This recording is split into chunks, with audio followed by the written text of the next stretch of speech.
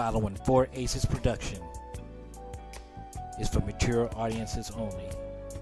Listener discretion is highly advised.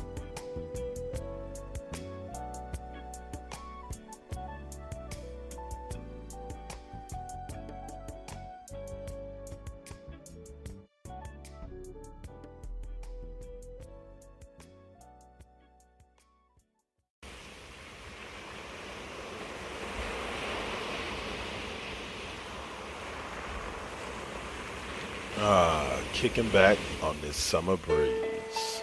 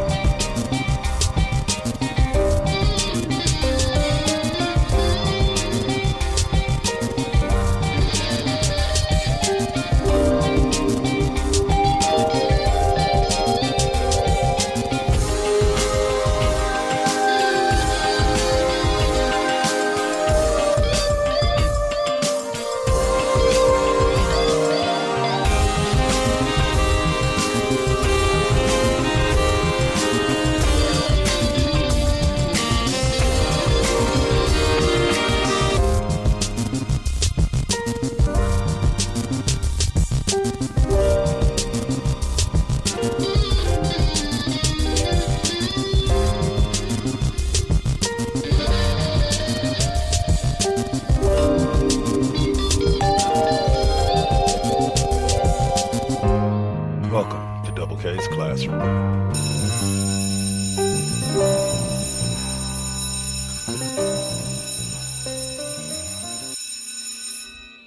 Class is officially in session. All right, so welcome to this week's edition of Double K's Classroom. I am actually going pre-recorded this week, so thank you for listening in.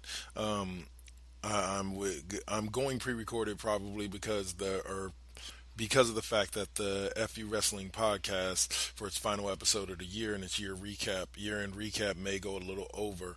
So I just wanted y'all to be able to have the option to hear me on time and be able to download that. But please, before you listen in, hopefully before you listen into this, you finish listening to the year-end FU Wrestling podcast. But anyway, so we're here to talk NBA, basketball, round ball, whatever you want to call it.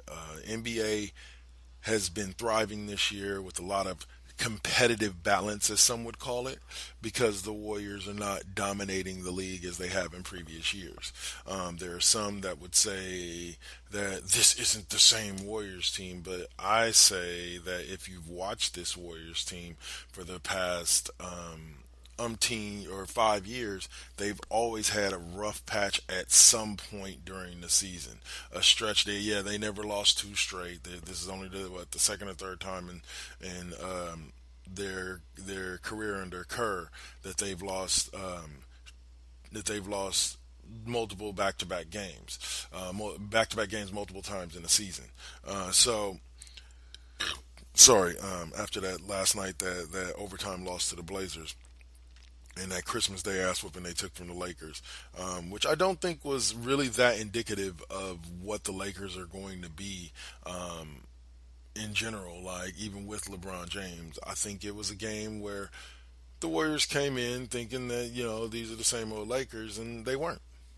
And the Warriors were kind of overconfident in themselves, and they had a bad night. You combine the overconfidence with a bad night shooting and lack of hustle, and you get a blowout win in Oracle by a very good team.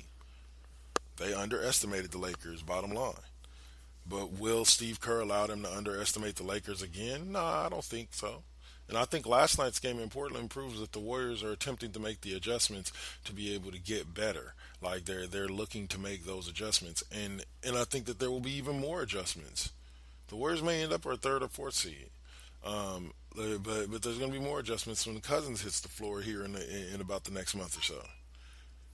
So when you're looking at the Warriors this season, just remember, come playoff time, or should I say, we haven't seen yet what this team is going to look like come playoff time.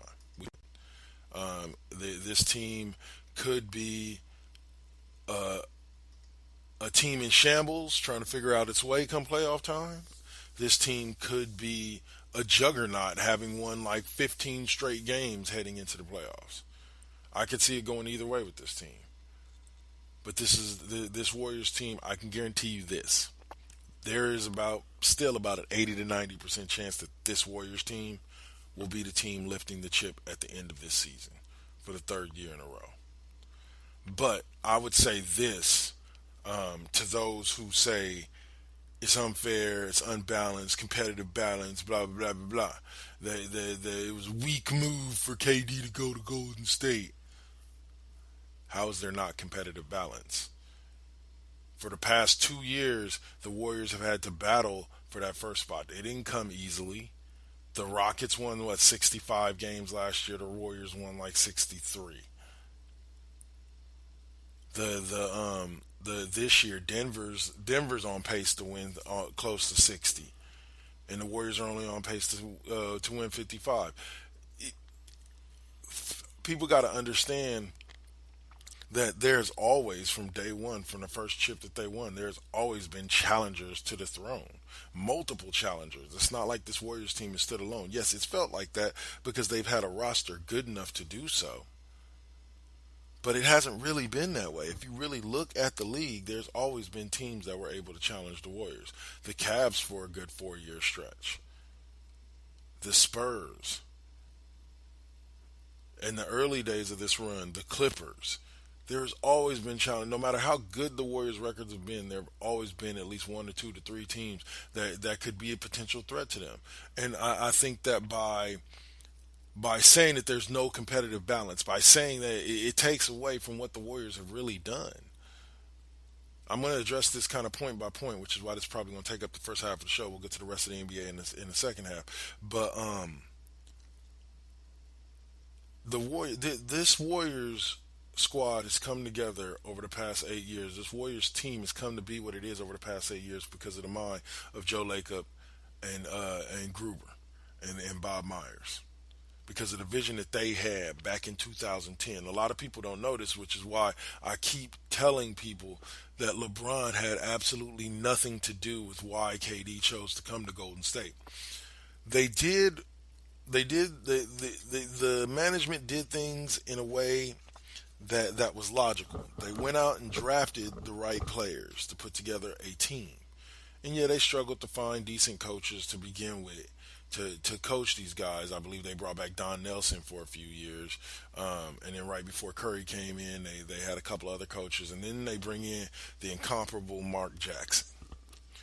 Mark Jackson comes in and sets a culture. He brings in Andre Iguodala. He sets a defensive culture to the locker room or to the play on the court. He sets a positive tone and a winning culture to the locker room. And he changed, he kind of shifted everything, which is why I've always said that every championship ring that this Warriors teams win, Mark Jackson deserves to get one. Because it was his foundation that allowed Steve Kerr to come in and do what he did and play chess like he did to dominate the league for a 4-year period of time, averaging 66 wins a year. Now, we could have a 5-year period of time. They win their fourth championship in 5 years. I'm sorry, guys. This is a dynasty on epic proportions. Because even dynasties that run for 5, like let's look at the Patriots. They've only been their run has been what, Tom Brady's in his 15th season or something like that, 15, 16 season. They've only been to the championship 8 times. Yeah, to the Super Bowl 8 times. Yeah, they've been in the hunt every single year. They've been in the playoffs pretty much every single year. But they haven't been winning chips every single year. They get to the chips only 8 times, and they've only won 5. So to have a run of winning 4 and 5 years for any sports franchise is epic. Period. Like we haven't seen 4 and 5 years since the Lakers or the Celtics back in the day. We haven't seen 4 and 5 years. We see it in college. We've seen it in college football with Bama. 4 and 5 years, or I believe it was 3 and 4, which the Warriors have accomplished as well. But understand these trials and tribulations that this Warrior squad is going through now are atypical of any championship squad that's been together as long as they have and have played as many games as they have. So, but next I want to take a look real quick before we go to commercial break and before I go to my lesson of the day. I want to take a quick look at the MVP race. That a lot of people are saying right now that Giannis Antetokounmpo is leading, which I would agree. I would have no argument there. Antetokounmpo is one of those players that he's literally like, you want to talk about carrying a team on your back? I'm not saying that there are no other good players on Milwaukee, because I believe they have Eric Bledsoe and like they have a couple of other good quality players, but a lot of what they're doing right now is because of what Giannis is doing, and that boy is bad. So I do believe that he deserves to be up there. I know Anthony Davis was in the hunt, and I hate to say this because they always say that if you're on a bad team you shouldn't get a nod for MVP, but I believe Anthony Davis should, if anything, at least get a couple of votes.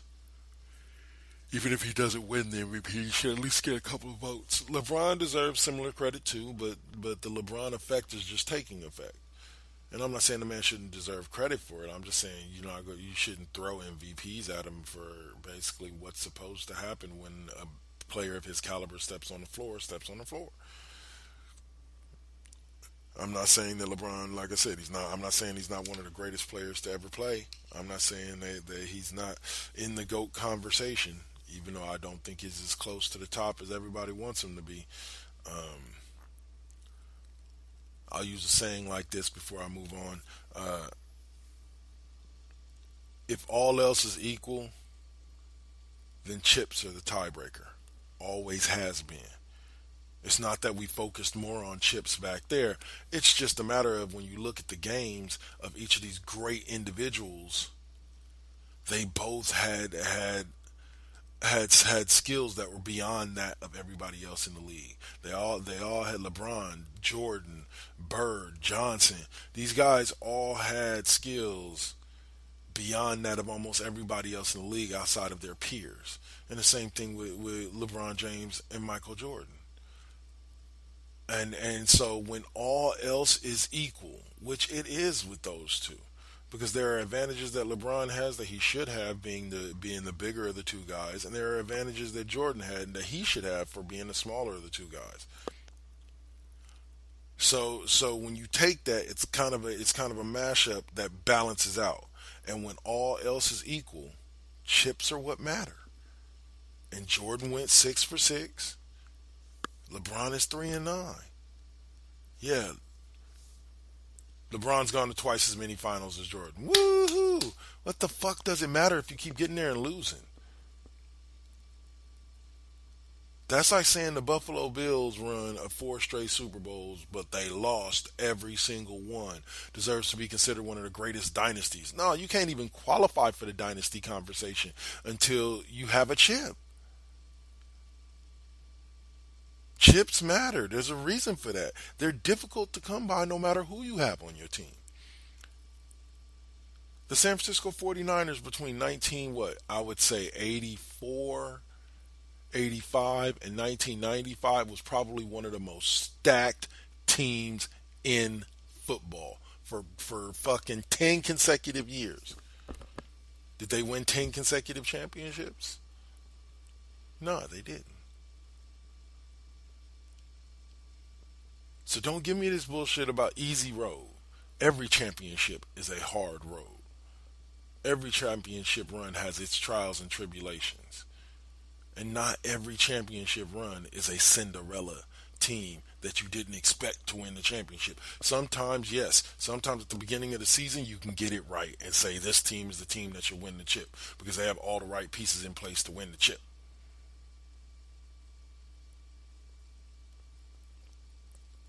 but it's not unfair to anybody else. It wasn't a weak move for KD to go to Golden State.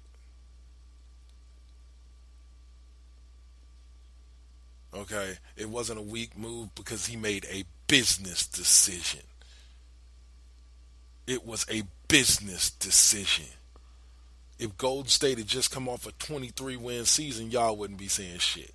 Y'all be talking about how he resurrected the franchise. But since the franchise was already resurrected, then they added. I use the example of it's a similar thing in LA.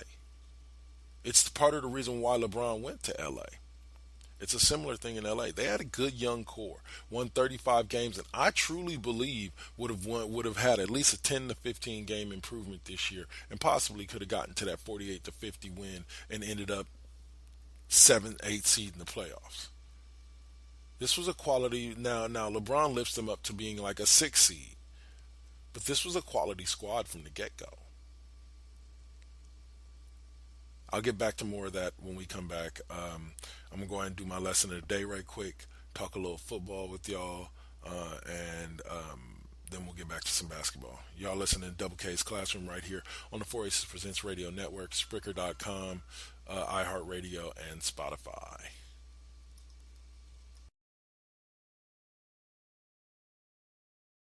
Now, lastly, we take a look at one of the co-founders for 4 Aces, the Saint, and his group, The Collective, as they bring us MVT West and MVT Deuce.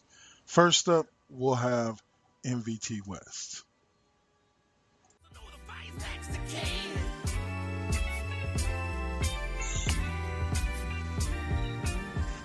Ladies and gentlemen, everybody around the world, I welcome you to the season premiere and the Spreaker premiere of 4 Aces Presents Now versus Then West, where the West Coast has it in.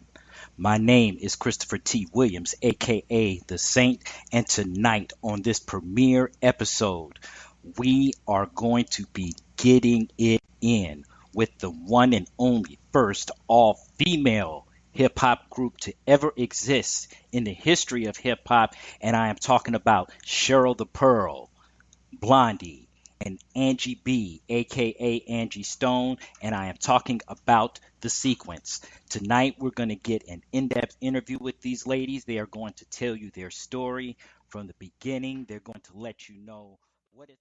Now, you can normally catch NVT West on Wednesday nights at 9 p.m.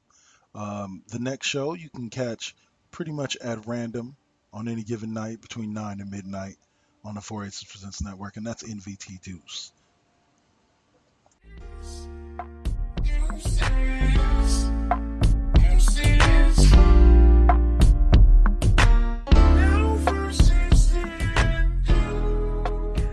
What's good with it, planet Earth? What's good with it? And you are tuned into the vibe. Welcome to 4 Aces Presents NVT Deuce.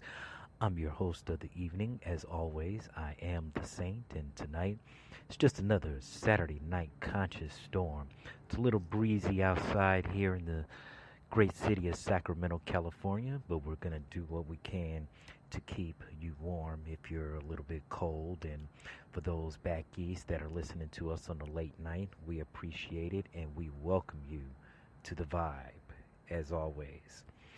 Tonight we're going to kind of mix it up a little bit with the music, but there are a couple of announcements that I'm going to be making. All right, guys, so that'll do it.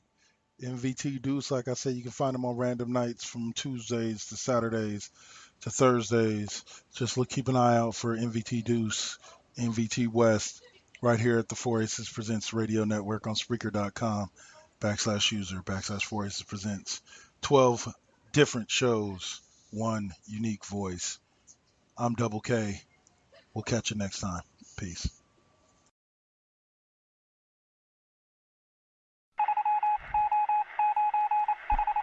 Tune in, folks. It's now time for Double K's Lesson of the Day. All right, so now getting to my lesson of the day. Let's talk a little NFL. This season has gotten rather interesting with everything from everything from division titles to pride to playoff seeding on the line this Sunday.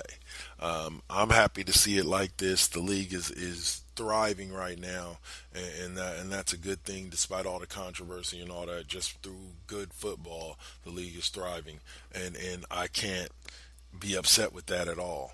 Like I'm truly happy.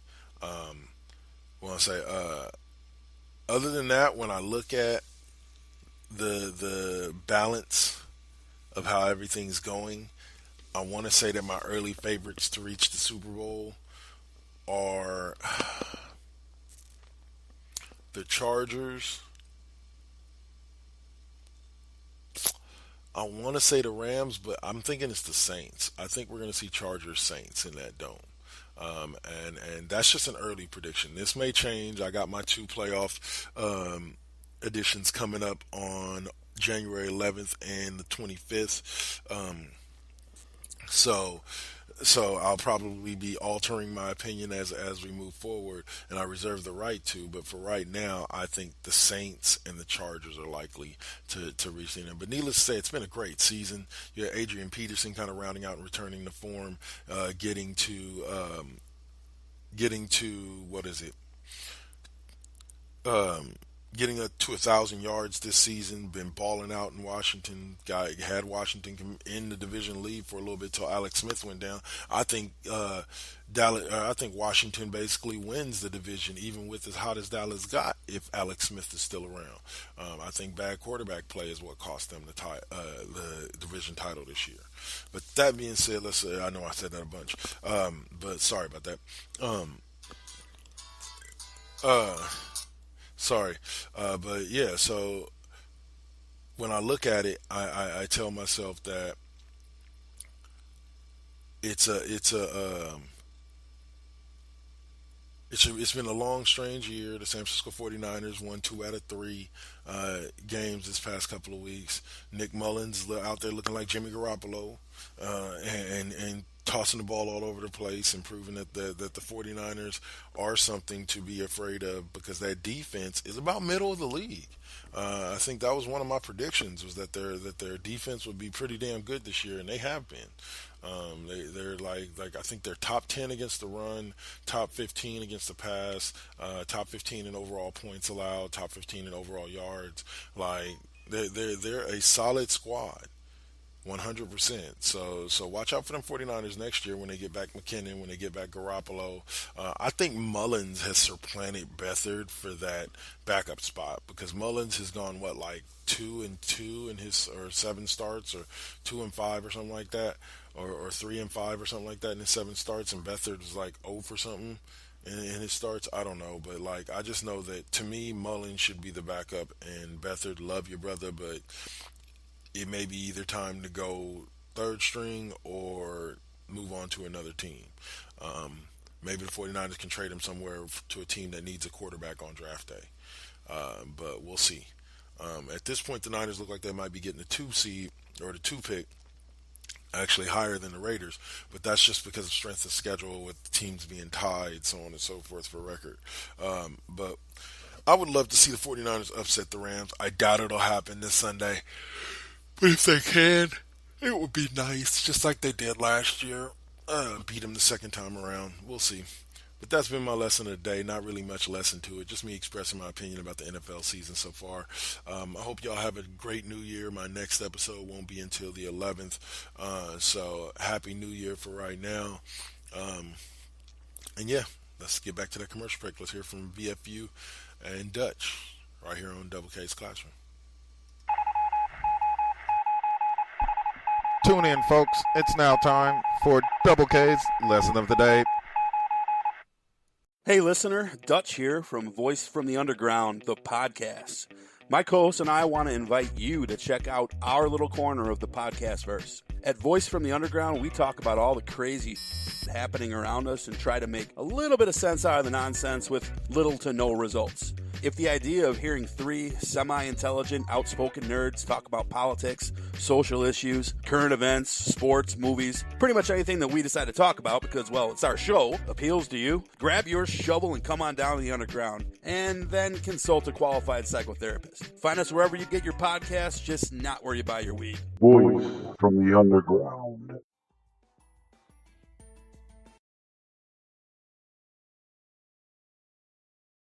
All right. Sorry about that.